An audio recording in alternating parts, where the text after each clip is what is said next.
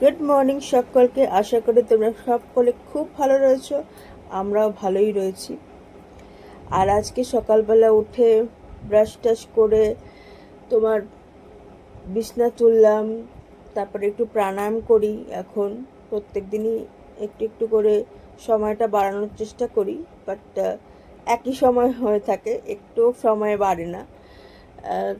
তো এই হচ্ছে, এখন মা ব্রেকফাস্ট দেবে, ব্রেকফাস্ট করব। আর আজকে ছুটির দিন, সেই জন্য কাজকর্ম নেই আজকে। তারপরে মার সাথে একটু গল্প করব, এইসবই করব আজকে। তো যেরকম আজকের দিনটা কাটবে সেরকমই তোমাদের সাথে শেয়ার করব। যে বিছানা তুলে দিয়েছি, জানলা খুলে দিয়েছি। আর এখানে আজকে কম্পিউটার খুলিনি গো, আজকে ভাল লাগছে না, কম্পিউটার খুলিনি। ব্রেকফাস্টে আছে জলমুড়ি।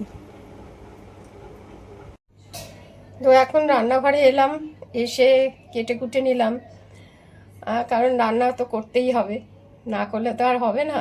তো আজকে সেরকম কিছু বাজার ছিল না। পায়েলের বাবা একটু পটল এনে রেখেছিল, ওই জন্য একটু পটলগুলোই কাটলাম। আর সকালবেলা তো উঠে বাসি কাজকর্ম খুব বেশি থাকে না, কারণ রাত্রিবেলায় আমি বেশিরভাগটাই করে রাখি। ওই সকালবেলা উঠে একটু ঝাড়টাট দিয়ে তারপরে পায়েলের বাবার জন্য একটু ব্রেকফাস্ট করি। তো আজকে ব্রেকফাস্টে এখন পায়েলের বাবা রুটিটা এখন খাচ্ছে না।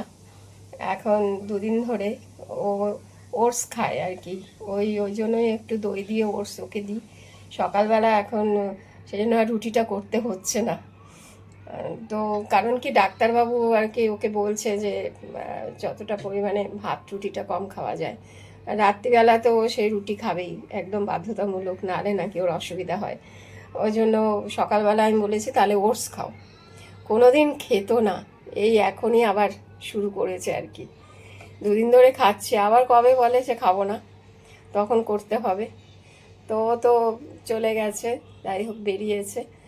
আর তারপর আমি আবার এই অল্প দু একটা ফুল, এখন খুব একটা ভয়ে ফুল তুলতে যাই না, তুলি না আর কি। কারণ সেই এখনও না সেই হাতে যেন, এখানে দেখতে পাবে কিনা জানি না, দাঁড়াও, এটা উল্টো দিকে রয়েছে, এই দেখতে পাচ্ছ কি, এখানে এখনও স্পট পড়ে রয়েছে জানো, এই যে ফুলে রয়েছে হাত। হ্যাঁ, তো যার ফলে না এখনও ব্যথা খুব, ওই জন্য এখন খুব একটা ওই কাজ। এই যে এখানে পটল কেটেছি, আর এই পায়েলের বাবা এই যে টমেটো এনেছিল, সেই জন্য একটা টমেটো দেবো বলে, আর এখানে আলু কেটে রেখেছি, পটলের ঝোল এখন রান্না করব। প্যাকেট আজকে মা দোকান থেকে নিয়ে এসছে। এই আলু ভাজাগুলো বেশ ভালো লাগে খেতে, দোকানদার বলেছে খুব নাকি ভালো খেতে। তো এখন কাঁচি নিয়ে কাটবো, দেখবো একটু খেয়ে কিরকম। তুলতে যাচ্ছে তখন আর গাছে ফুল থাকছে না, তবুও যেটুকু ফুল পেয়েছে, জবা ফুল আর বাড়িতে গাঁদা ফুল ছিল, সেই দিয়ে পুজো দেওয়া হলো। আর আজকে ভোগে বাতাসা দেওয়া হয়েছে। লাঞ্চ মেনু ভাত, এখানে মুগ ডাল, ডালের সাথে পটল ভাজা, আবার পটলের তরকারিও করেছে, আর শসা আর লেবু।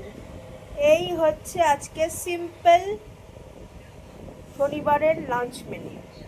ঠিক আছে বাবা, এই গেঞ্জিটা আমরা গড়িয়াহাটের কি যেন কলকাতা বাজার থেকে কিনেছিলাম। বাবা বলছে তোর গায়ে হবে, তখন তোর ট্রায়াল রুমে গিয়ে আমি নিজে পরতেও পারি না, কি অবস্থা, এমনি উপর দিয়ে মেপে নিয়ে এসেছিলাম। আর এখন এখন এত পরি, কোন দিন দেখবে লোকে বলবে পায়েল তোমার একটাই গেঞ্জি, এতগুলো গেঞ্জি আছে। এবারের জিনিস বেশি পড়া হয় তাই না, গেঞ্জিগুলো সব ভিতর আলমারির ভিতরে ঢুকে রয়েছে, আর যেগুলো বেশি পরা হয় সব পরে, একটা নামাতে গেলে সব পড়ে যাবে আলমারি থেকে, সেই জন্য আর নামানো হয় না। একটাই গেঞ্জি রিপিটেড পরা হয়। তারপরে যখন এটা কাচতে দেওয়া হবে তখন আরেকটা নামানো হবে।